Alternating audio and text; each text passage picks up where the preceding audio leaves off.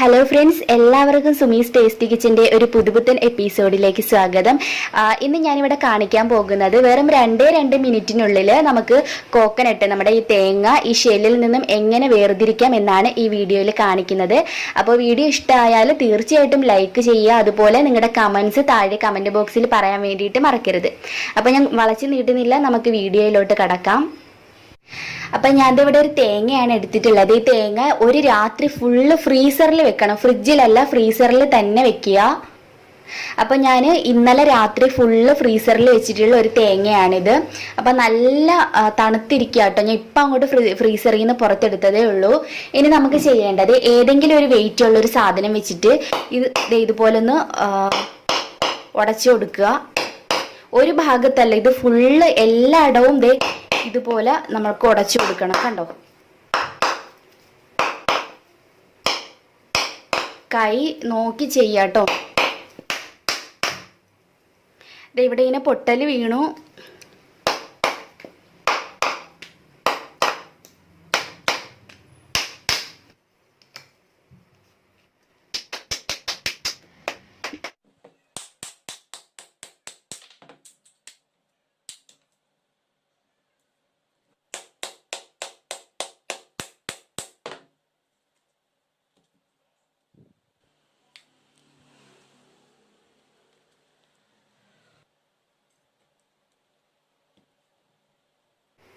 ഇനി നമുക്കിത് സിമ്പിളായിട്ട് തന്നെ ഇതിൻ്റെ തൊലി അങ്ങ് കളഞ്ഞെടുത്താൽ ഇത് റെഡി ആയിട്ട് കിട്ടും.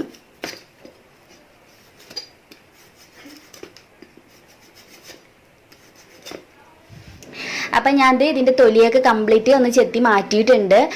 കണ്ടോ, സിമ്പിളാണ്. വെറും 2 മിനിറ്റ് മാത്രം മതി ഇത് റെഡിയാക്കി എടുക്കാൻ വേണ്ടിയിട്ട്. ഫ്രീസറിൽ വെക്കുന്ന ആ ഒരു താമസം മാത്രമേ ഉള്ളൂ.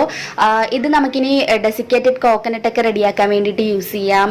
അല്ലെങ്കിൽ ഇത് നമ്മൾക്കിനി കട്ട് ചെയ്ത് നമുക്ക് ഗ്രൈൻഡ് ചെയ്ത് ഫ്രിഡ്ജിൽ സൂക്ഷിച്ച് വെക്കാം. അങ്ങനെ ഒക്കെ ചെയ്യാം ഈ ഒരു ഇത് വെച്ചിട്ട്.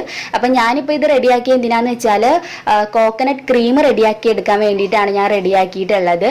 അപ്പോൾ എല്ലാവരും ഒന്ന് ട്രൈ ചെയ്തിട്ട് നോക്കുക. അപ്പോൾ ഇത് എന്തായാലും നമ്മുടെ കോക്കനട്ട് ഷെല്ലിൽ നിന്നും പുറത്തെടുത്തിട്ടുണ്ട്. ഇതിൽ വെള്ളം പുറത്ത് എടുത്തില്ല കേട്ടോ, ഫ്രീസറിൽ വെച്ചല്ലേ. അപ്പോൾ നമ്മുടെ തേങ്ങാ വെള്ളം ഐസ് കട്ടയായിട്ട് ഇങ്ങനെ കിടക്കുകയാണ്. ഞാൻ കാണിച്ചു തരാം.